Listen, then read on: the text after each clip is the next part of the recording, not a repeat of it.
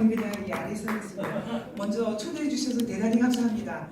그리고 이제 그 앞부분에 두 분의 그 명강의 어디 다른 어떤 곳에서도 들을 수 없는 명강의를 들으셨는데 저희 교과서 문제가 또 워낙 중요하다고 저희 강의를 넣어주셔서 지금 이제 그 좀 힘드실 텐데 저까지 또 명구스럽지만 폐를 끼치겠습니다. 이 역사 교과서 문제가 이제 어제 오늘의 문제는 아닙니다. 굉장히 오래된 문제인데요.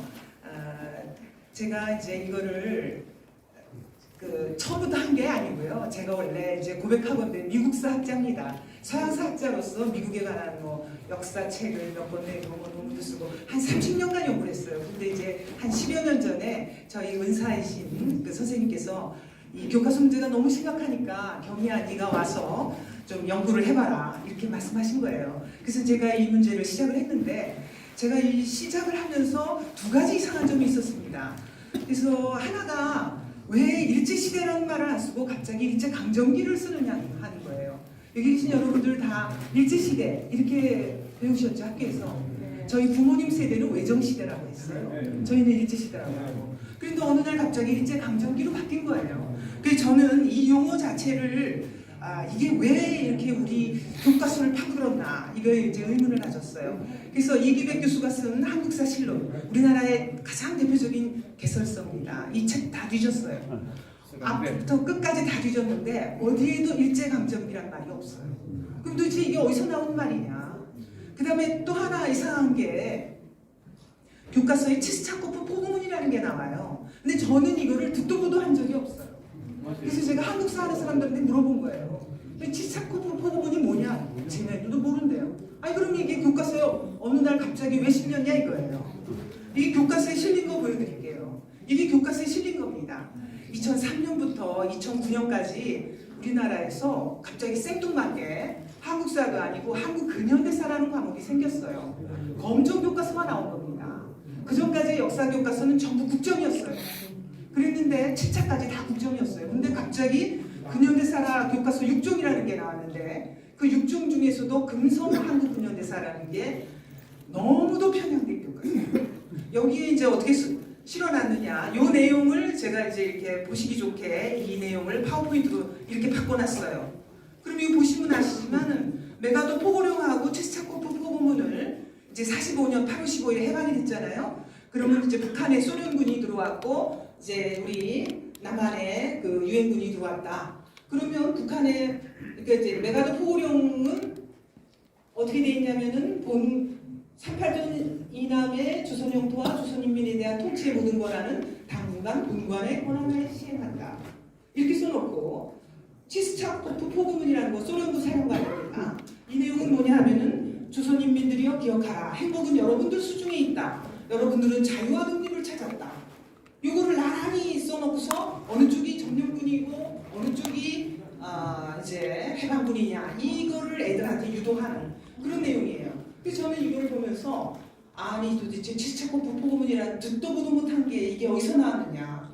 제가 이거를 고민을 몇 날 며칠 하다가 뭐 한국사 학자들한테 물어봐도 모른다고 하고 그래서 제가 이제 어느 날 갑자기 이게 생각이 났어요. 그래서 이거를 저 서울대 도서관에 갔습니다. 무작정. 그래서 이 북한 책을 빌려가지고 복사를 떴어요. 북한의 조선 통사 학원 이게 이제 북한의 대표적인 역사책입니다. 이 책을 읽었더니 모든 의문이 다 풀렸어요. 거기에 일제강점기도 있고 치스차코프 포고문도 있고 다 있어요. 일제강점기라는 건 조선 통사에 나오는 용어입니다. 이게 뭐냐면은 45년 8월 15일에 해방이 됐는데 그 전에는 일제강점기였다가 소련군이 들어와서 북한이 해방이 됐다는 거예요. 그랬는데 이제 남한은 미군이 들어오는 바람에 미제강점기가 시작이 됐다. 그러니 우리가 저 불쌍한 남한에 가서 해방시켜야겠다. 그래서 전쟁을 일으킨 게 해방전쟁이에요. 무슨 전쟁입니까 이게? 6.25 전쟁. 우리는 6.25 전쟁이라고 부르는데 저들은 뭐라고 불러요? 조국 해방전쟁이라고 부릅니다. 그게 그러니까 일제강점기, 미제강점기인데 북한의 짝을 이루는 역사 용어란 말이에요. 근데 이거를 우리 교과서에다가 일제강점기라고 싫은 거예요. 그러니까 그 얘기는 뭐냐면 지금 우리 대한민국은 미제강점기라고 주장하는 겁니다. 근데 차마 이제 양심이 있어서 미제강점기라는 말은 못 쓰고 일제강점기라는 단어만 쓴 거예요. 그래서 모든 의문이 풀렸고 치사코프 포문도 마찬가지입니다. 이게 이제 조선통사학원의 287페이지부터 291쪽을 들여다보니까 우리 교과서 아까 어떻게 돼 있었어요? 메가더 포고문 먼저 나오고 치스차코프 나왔잖아요. 북한 조선통사는 그럴 리가 있습니까? 치스차코프가 먼저 나오고 그다음에 메가더 이렇게 해놓고는 소련군이 해방군이요, 미군은 점령군이다라고 해놨더라고요. 그래서 제가 의문이 한꺼번에 다 풀렸어요. 이게 무슨 뭐 역사학자들이 우리 한국 현대사를 연구를 해서 뒤집은 줄 알았더니 그게 아니라 북한 책을 베꼈다라는 거예요. 그래서 이제 모든 의문이 다 풀렸기 때문에 그 다음에 이제 제가 어떻게 했느냐, 30년 했던 미국사 그날로 접었습니다. 그래서 이제 이거 안 되겠다. 내가 지금 한가롭게 남의 나라 역사 연구할 때가 아니다. 그래서 이제 어떻게 해서 이제 한국사 교과서 문제 이거 뭐 책으로 내고 논문 쓰고 하다 보니까 국회로 오게 됐습니다. 어쩌다 국회의원인 거죠.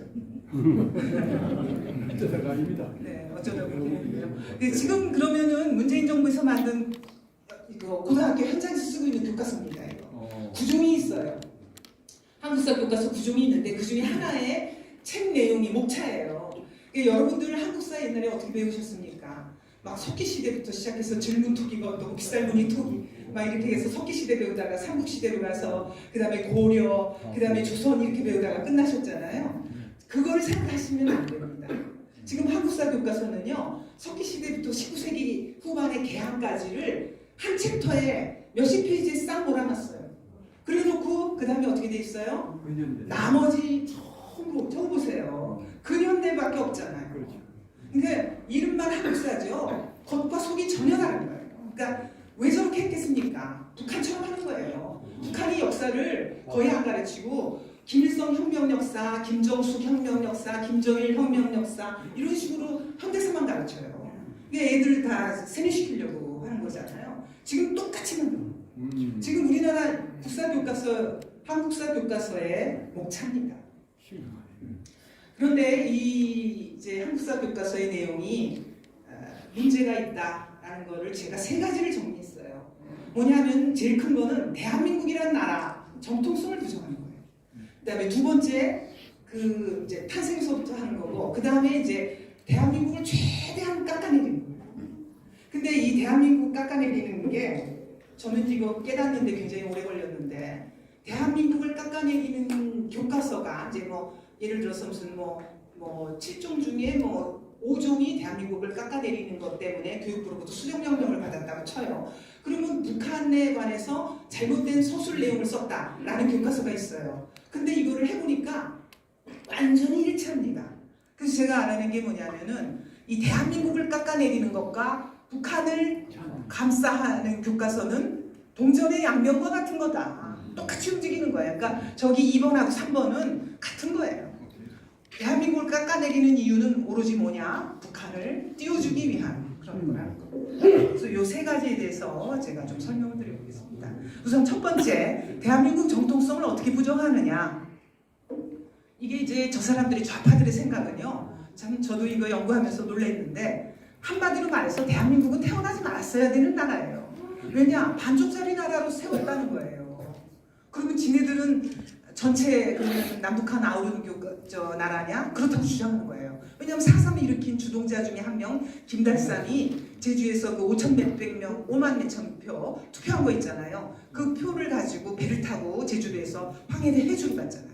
그러면서 이제 조선민주주의인민공화국 만들었을 때 그 5만 몇 표 가지고 남북한 전체로 만든 나라고, 우리 대한민국은 이승만이 자기의 권력욕에 취해서 단정을 수립했다고 주장하는 거예요. 우리가 단정을 세웠습니까? 북한이 먼저 단독적으로 수립했어요.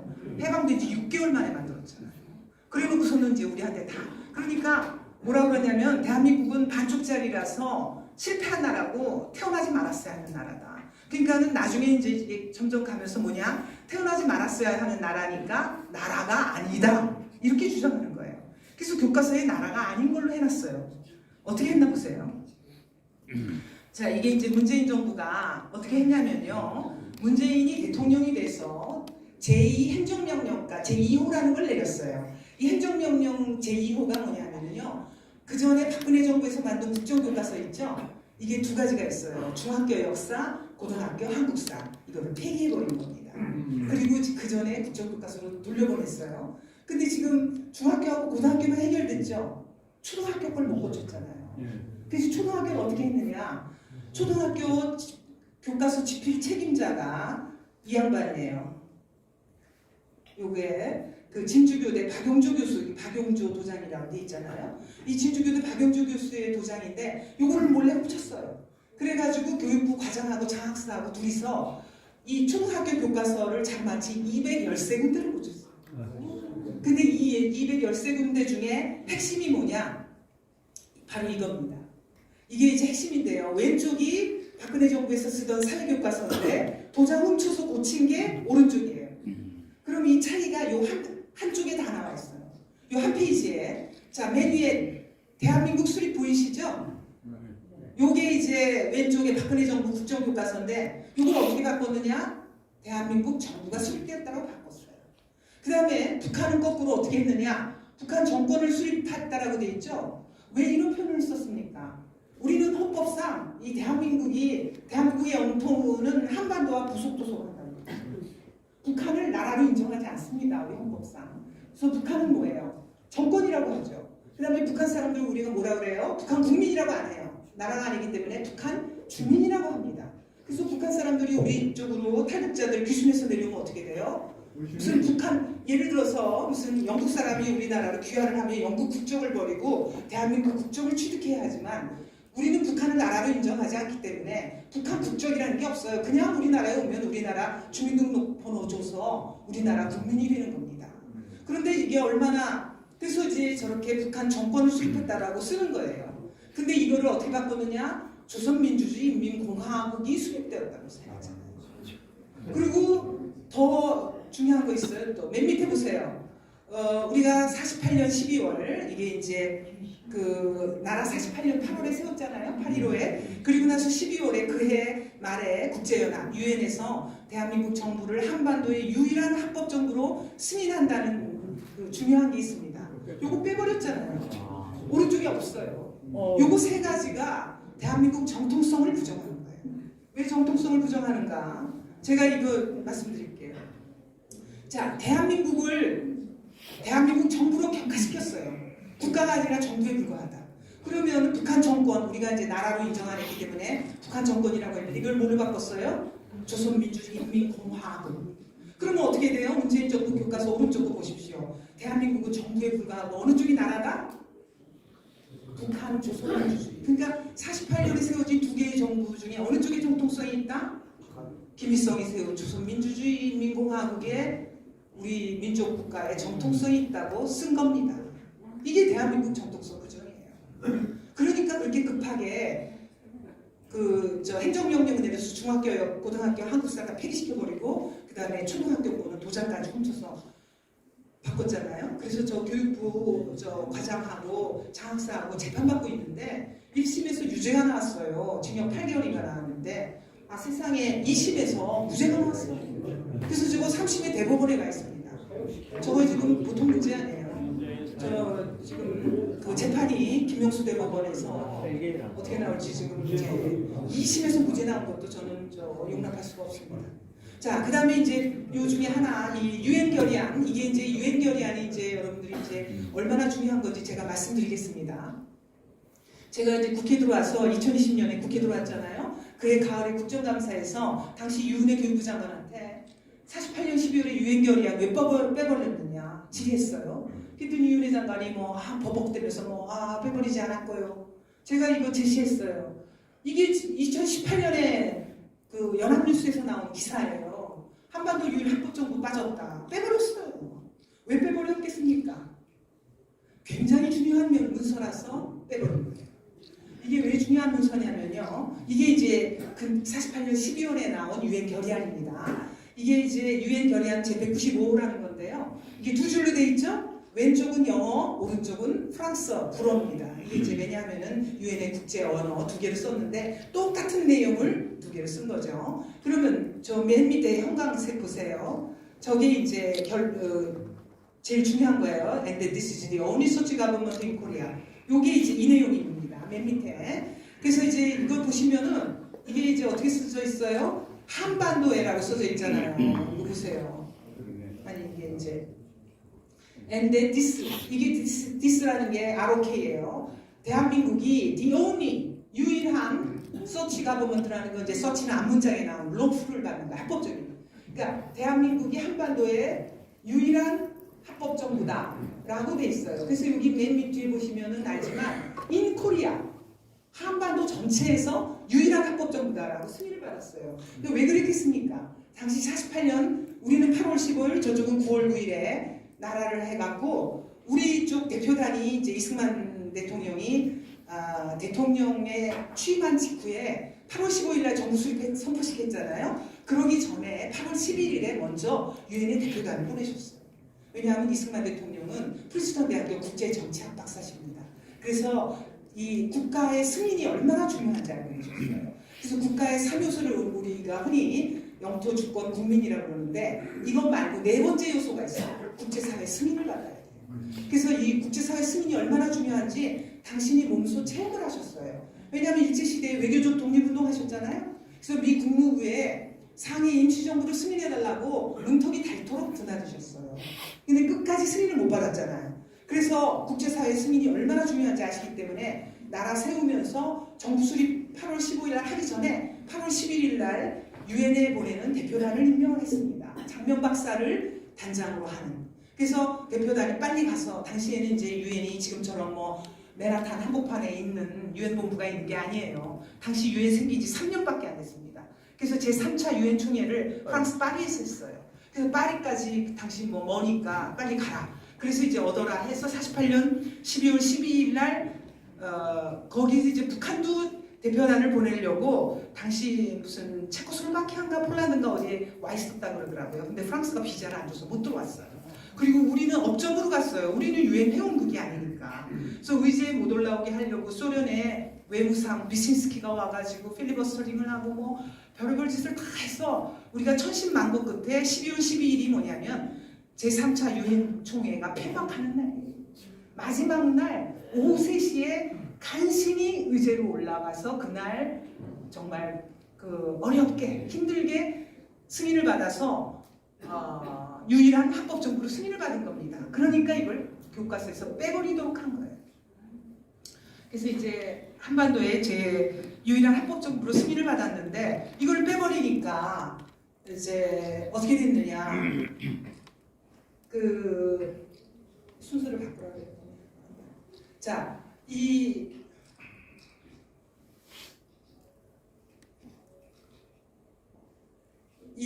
그러니까 현재 교과서에서 어떻게 쓰고 있느냐 하면요. 자, 앞에 국정 보세요. 파란 글씨가 국정인데 2003년에 금성근현대사 교과서 나오기 전까지는 다 한반도에서의 유일한 합법 정부라고 써놨어요. 그랬는데 이제 7차 금성근현대사 교과서 나오면서부터 무슨 말도 안 되는 소리 써놨잖아요. 무슨 선거가 가능한 한반도 내에서 유일한 합법 정부라는 동. 원래 원문 아까 보셨잖아요. 원문에 한반도 인코리아라고 되어 있는데 무슨 선거가 가능하였던 무슨 뭐 이런 식으로 있지도 않은 말을 허위 날조를 하는 겁니다. 그래서 쟤네들이 지금도 보시면 아시지만 가짜뉴스 뭐 온갖 거짓말을 퍼뜨리는데 이 역사학자라는 사람들도 가짜 그러니까 목표를 딱 정해놓았기 때문에 거기다가 유엔 문서에 있지도 않은 국제 문서까지 위조하는 거예요. 허위를 갖다 집어넣은 거예요. 그래서 선거가 가능하였던 38도선 이남이라는 뭐 이런 말을 다 집어넣으니까 그렇게 해서 가르치니까 박근혜 정부에서 국정교과서 만들면서 한반도에서 유일한 합법정부라고 쓰면서 심지어는 어떻게 했습니까? 한반도하고 강화하고 코리아, 유엔에 있는 원문까지도 집어넣었잖아요. 그랬더니 이걸 이제 폐기시켜버리고 문재인 정권에서 도로 선거가 가능하였던. 그러니까 왜 이렇게 하겠습니까? 우리가 대한민국이 한반도의 유일한 합법정부가 아니다. 북한한테도 합법정부라고 해주려고 그러는 거예요. 요점은 거기에 있습니다. 그러니까 제가 얘기했잖아요. 우리나라를 깎아내리려는 건 다 북한을 띄우려는 것이다 라는 겁니다.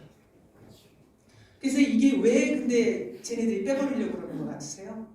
유엔의 유일한 합법정부라고 한반도의 유일한 합법정부라는 걸 왜 빼버리려고 하느냐?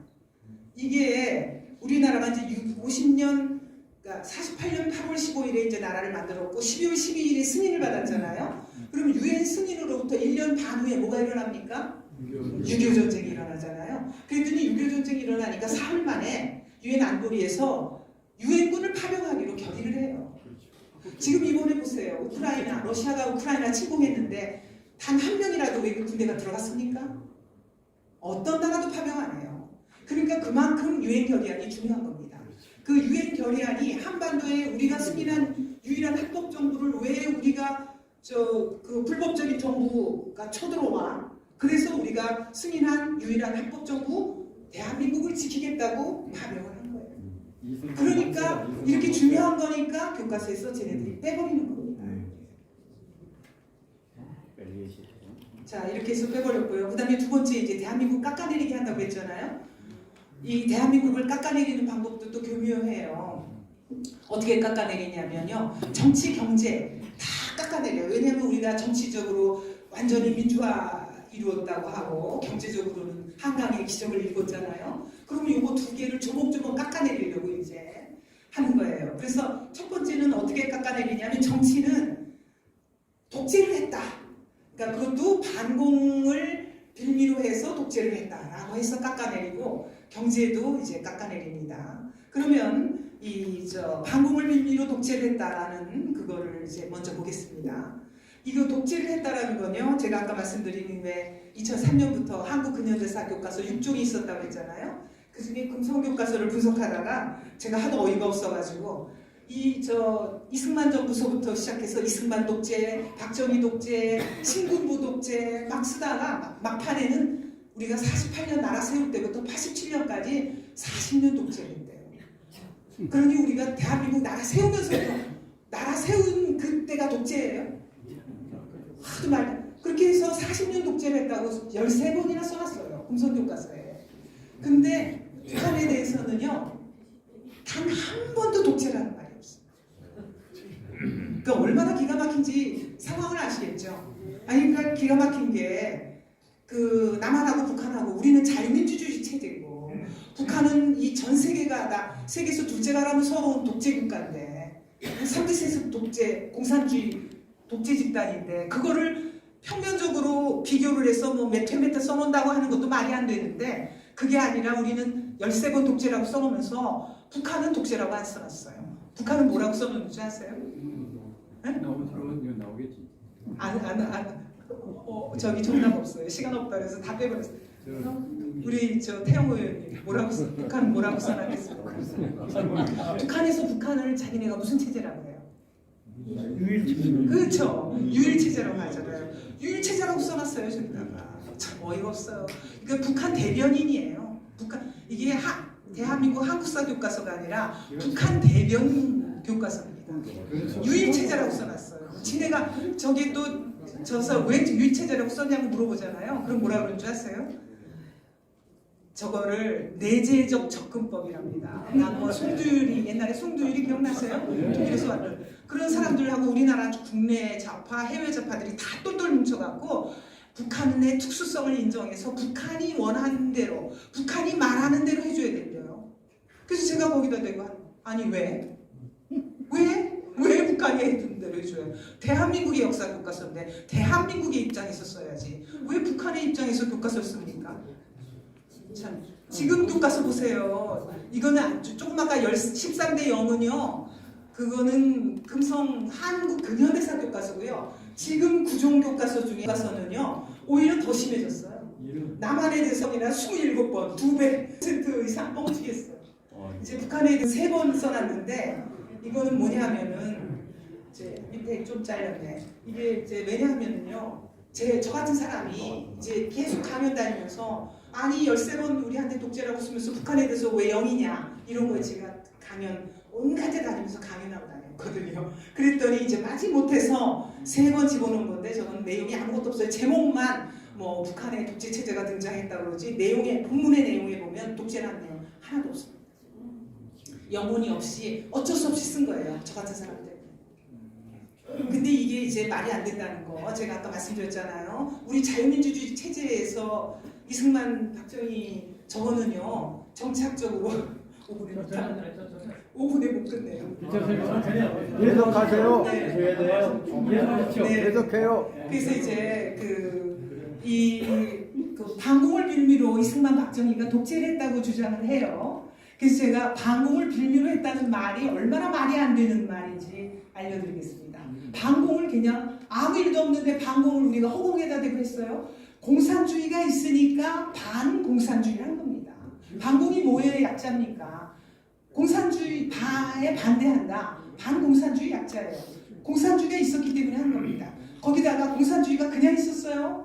우리한테 쳐들어온 거 아니에요. 근데 6.25 전쟁 이후에 한 3,800회인가 뭐 쳐들어왔다고.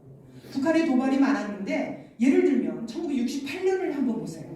68년에 얼마나 도발이 많았냐면 1월 21일 날 김신조 아시죠? 무장공비. 네. 여기 이제 연배가 높으신 분들 아시는 거예요. 제가 어저께 40대를 대상으로 강의를 했는데 아는 사람 거의 없습니다. 아는 사람 68년인데 알겠어요. 그러니까 전혀 몰라요. 근데 이제 68년에 무장공비가 청와대 앞까지 왔잖아요. 그 다음에 같은 이틀 후에 미국의 푸에블로가 피납됐어요. 그런 다음에 69년에는 미군 공군 정찰기가 동해상에서 격추됐고 그래서 이게 이제 제1의 6.25 전쟁이 나는 거 아니냐 내외에서 떠들었고요. 우리가 기억하시는 분 있으실지 모르지만 68년 12월에는 뭐가 있었어요? 동해안에 울진 삼척에 무장공비가 출몰했습니다. 그래가지고는 뭐 완전히 이승복 그 어린이 민가에 들어가갖고 막 민간인을 죽였잖아요. 그래서 이승복이 공산당이 싫어요 그랬더니 입을 찢어 죽인 거 아닙니까? 그래서 그 일가족 다 죽였는데 형이 살아남아가지고 증언을 했잖아요. 그러니까 이게 반공을 했다라는 게 당시에 무슨 취미생활이 아니에요. 이거는 대한민국의 국민들 전체의 생존이 걸린 문제였기 때문에 반공을 한 거죠. 그랬는데 이걸 반공을 빌미로 독재를 했다고 하는데 아까 이 충국 박사님 지도랑 비슷한 건데 저는 이렇게 심플하게 만들어봤습니다. 왜냐하면은 이렇게 보시는 분이 알기 쉽게 보시라고. 이게 우리가 살고 있는 유라시아 대륙이에요. 근데 우리는 저 동쪽 끝에 이렇게 매달려 있는데 아까도 말씀하셨지만 저는 이게 기적이다라고 얘기해요. 한강의 기적보다 더 큰 기적입니다. 이렇게 공산주의 국가, 우리는 접경을 하고 있어요. 공산주의 국가, 첫 번째 공산주의 국가 어디입니까? 소련. 그 다음에 또 49년에 공산화된 어디예요? 중국. 이 두 나라와 접경을 하고 있잖아요, 우리가. 그랬는데 이 유라시아 대륙 동쪽 끝에 외롭게 정말 외로운 나라예요. 주변에 어디 한 나라 도와줄 게 있습니까? 이런 상황에서 우리가 이제 아까 미국과의 동맹을 말씀하셨지만 어쨌든 그 미국과의 동맹을 끌어오는 것도 다 이승만 대통령의 공적이고 그 이후에 박정희 대통령 뭐 아까 68년에 저렇게 도발한 다음에 어떻게 했어요? 향토예비군도 창설했죠. 주민등록증도 만들었죠. 다 68년에 만들어진 겁니다. 그래서 이게 반공이라는 것이 잘했기 때문에 우리가 저렇게 살아남은 거지 반공 안 했으면 지금 지구상에 대한민국 없습니다. 근데 이거 반공을 빌미로 독재를 했다고 하는 건 쟤네들이 이제 반공 못하게 하려는 그런 수법인 거죠. 그리고 이제 저 사람들이 독재를 강조하는 이유가 뭐냐면은 얘네 교과서에 민주화 운동은 반독재 투쟁이라고 돼 있어요. 그러니까 민주화 운동을 했다라는 건 자기네가 독재와 싸웠다. 이런 이제 주장을 하는 거 아니에요. 그러니까 독재를 강조하면 할수록 어떻게 돼요? 자기네들의 민주화 운동이 빛을 받는 겁니다. 그러니까 어둠이 깊어야 빛이 빛나잖아요. 그러니까 그럴수록 독재를 강조하는 거예요. 그래서 저 교과서에 이승만 독재, 박정희 독재, 무슨 뭐 유신 독재 이런 식으로 군부 독재 쓰는 겁니다. 그래야 자기네가 민주화 투쟁을 했고 오롯이 민주화 투쟁을 했으니까 우리한테 민주화 유공자법 만들어라. 그래서 자기네들만이 한 것처럼 얘기하잖아요. 그러니까 이게 그 말이 안 되는 거예요. 왜냐하면 그분들의 공로도 있지만 그분들만이 한 게 아니에요. 우리가 87년 같은 때는 제가 이제 사진을 준비 못했습니다만 87년에는 넥타이 부대가 다 뛰어나온 사진이 있잖아요. 우리 전 국민이 같이 한 거예요. 정치 발전이든 그 산업화든 경제 발전이든 아니 누구는 하고 누구는 안 한 거예요. 온 국민이 지도자와 함께 다 같이 한 겁니다. 그런데 이제 자기네만 오롯이 그 공로를 차지하려고 한다라는 거예요. 그다음에 경제 성장은 어떻게 깎아내리느냐? 이제 박근혜 정부에서는 눈부신 고도 경제 성장을 살펴봐라. 이렇게 이제 교과서 편찬 기준을 만들었는데 문재인 정부에서 와서 만든 편찬 기준 보고 제가 웃었어요. 하도 어이가 없어서. 뭐냐면 경제 성장은 정부와 국민이 이룰 솜씨가 아니래요. 그러면 뭐냐? 세계 경제 변동 과정에서 저절로 된 거랍니다. 참 어이가 없어요. 제가 이걸 보고 얼마나 그랬더니 또 그대로 교과서가 그렇게 써놨어요. 동아 교과서 지금 고등학교에서 애들이 배우고 있는 교과서예요. 뭐라고 써놨냐면 3조 호황이 80년대 중반 이후에 전 세계적으로 나타난 저유가 저달러 저금리 현상이래요. 이에 힘입어서 한국 경제가 3년간 연 12% 성장을 했대요. 제가 저거 보면서 느낀 게 아니 그러면은 전 세계적으로 나타난 현상이래요. 그럼 전 세계적으로 아니 베트남도 성장하고 캄보디아도 12%씩 다 하고 필리핀도 하고 12%씩 3년간 연속적으로 다 했어야지. 전 세계적인데 왜 대한민국만 12% 지구상에서 두 자릿수 경제 성장을 저렇게 계속해서 오래 한 나라는 지구상에서 대한민국 하나밖에 없습니다. 하도 어이가 없어서요. 저거를 교과서라도 써놨는지. 저거 자체만으로도 교과서로서 자격이 없어요. 맞습니다. 저렇게 이제 민주화는 부풀리고 산업화는 지워버리는 거. 이게 저 사람들의 전략이에요. 근데도 우리는 또 그걸 모르고 우리 당에서 이제 의원님들 활동하실 때 보면 산업화에 우리가 후회라는 등 이렇게 이제 말씀하셔요. 민주화공은 오롯이 저쪽에 있는 것처럼 해갖고 하고 그 프레임 자체가 잘못된 구도고 저들의 짜놓은 판에서 놀고 있는 거예요. 저 구도를 깨야 됩니다. 이제 시간이 없어서 이제 말씀 못 드립니다. 저 세 번째 북한 감싸기 이게 이제 그 세 번째인데 북한 감싸기를 어떻게 하느냐 아주 간단해요. 보여주고 싶지 않은 건 보여주지 않는 거예요. 북한의 실상을 안 보여주고 그 다음에 또 거짓말 좀 섞어놓고 그렇게 한 겁니다. 그래서 이제 북한이 이렇게 도발을 많이 했잖아요. 이거 뭐 설명 안 드려도 여기 계신 분들은 다 아시죠. 최근에 이제 해수부 공무원 사살 및 시신 훼손까지 이르기까지 기억할 수 없을 만큼 3,000 몇백 회를 도발을 했어요. 그런데 그거를 제대로 써놓은 교과서가 하나도 없어요. 이거는 박근혜 정부에서 만든 국정교과서인데 왼편에는 북한의 도발을 써놓고 오른쪽에는 남북 대화를 써놓고 균형 있게 둘 다 써놨습니다.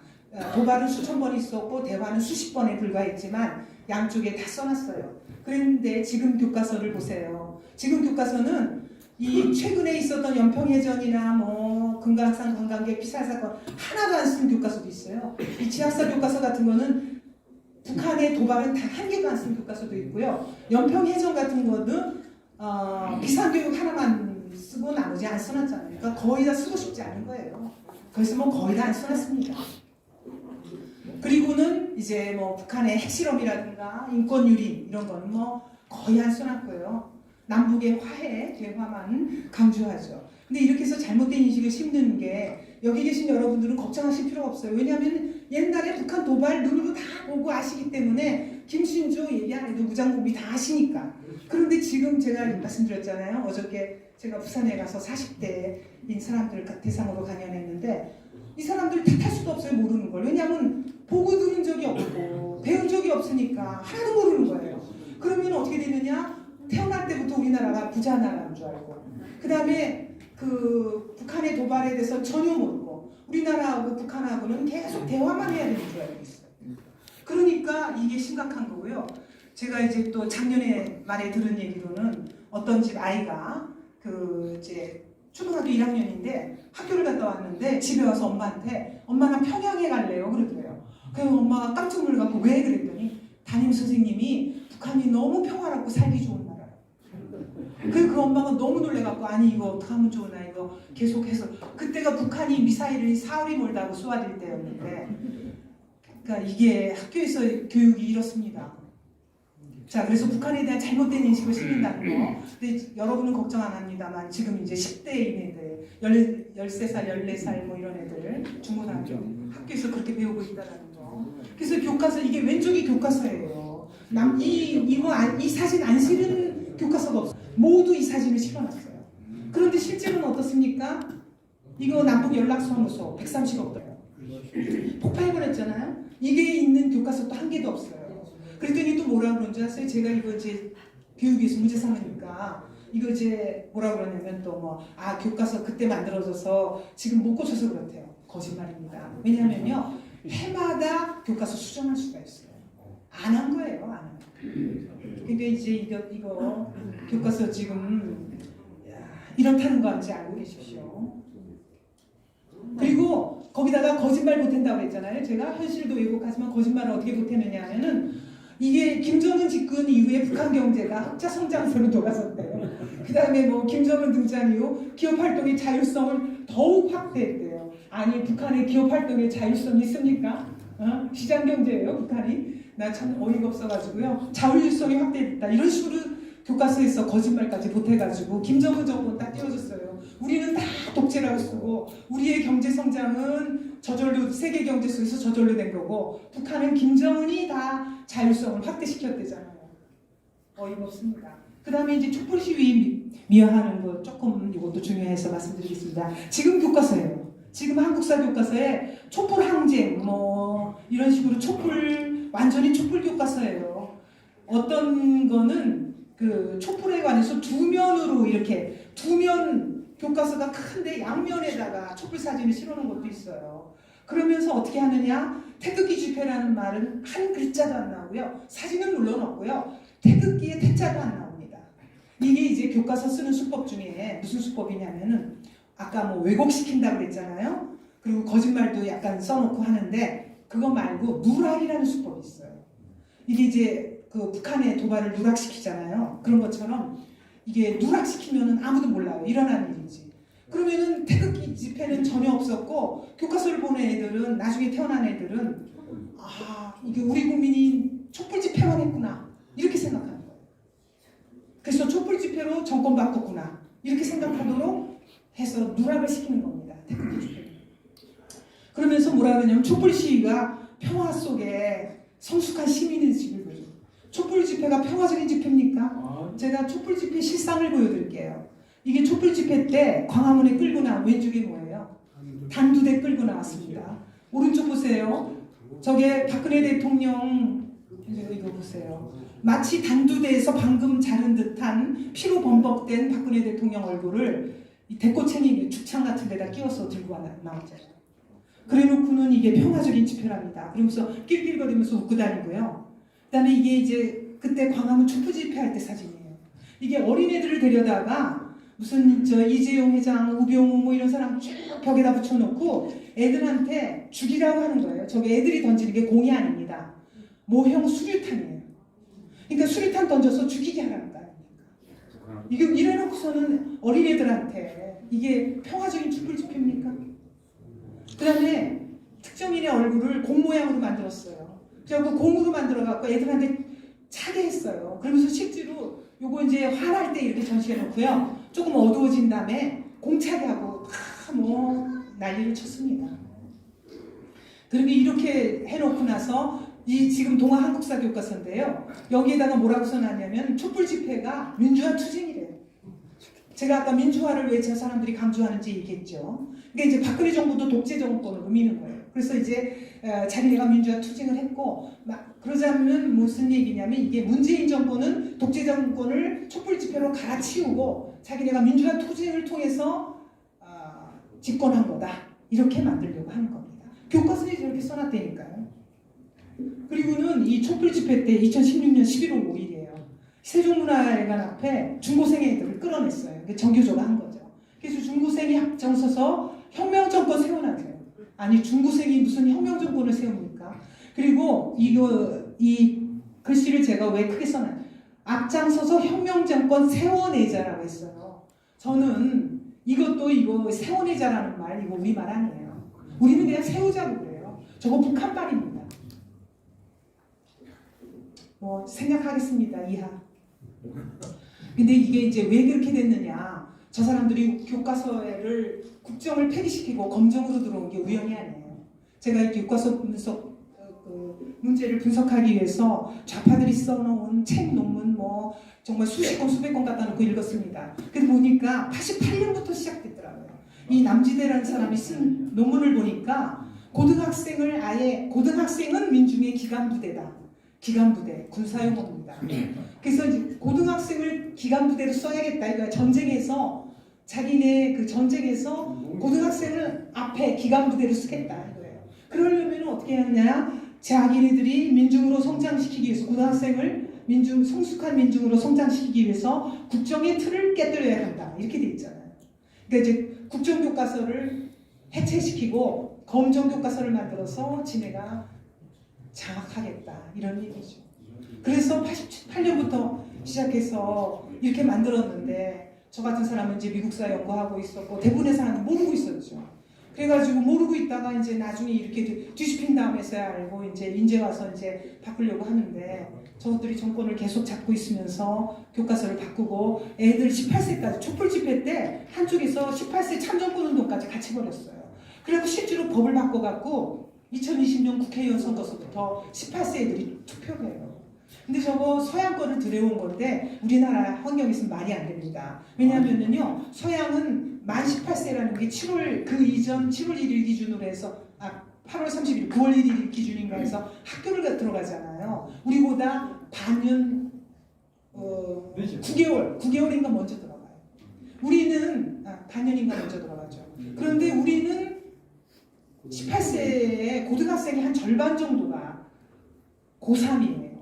그래서 저것도 문제입니다. 그래서 학교가 정치화가 되는 거예요.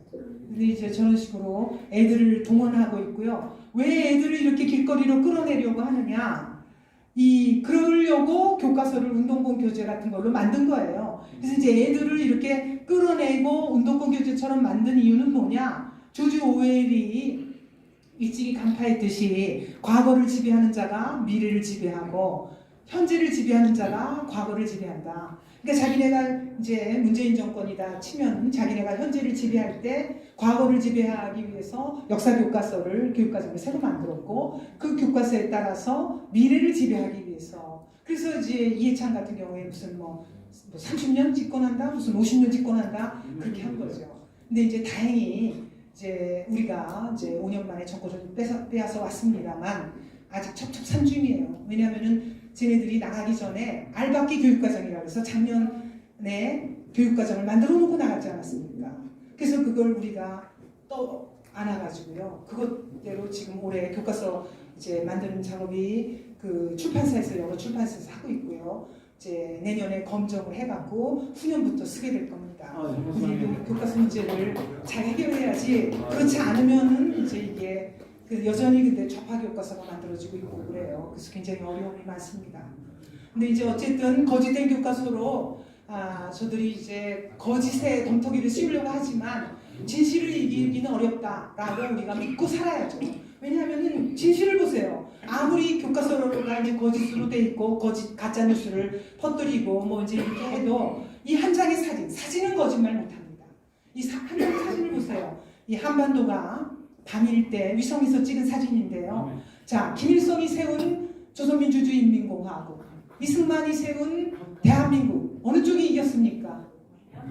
대한민국이 이겼죠. 이 사진에 다 나와 있잖아요. 그런데 왜 난데없이 그 지구상에서 가장 못 사는 나라 중에 하나인 북한식 사회주의로 가자고 하는 건지 이해할 수가 없는데 저 사람들이 이제 무슨 586들이 학교 다닐 때 그 사회주의 그 공산주의에 관한 게 머릿속에 워낙 박혀있기 때문에 그리고 아직도 586이 이 전기에 수두룩뚝뚝합니다. 그래서 이제 이런 그것이 지금 이제 진행이 되고 있는데 저는 이게 이제 그 마지막 그 막판이라고 봐요. 그러니까 우리가 이기느냐 저들이 승리하느냐의 싸움인데 여러분들이 이제 다 힘을 모아주시고 어떻게 하든지 우리가 우리 후손들을 위해서 이 자유대한민국을 지켜내야 된다는 그런 말씀드리면서 강연 마치겠습니다.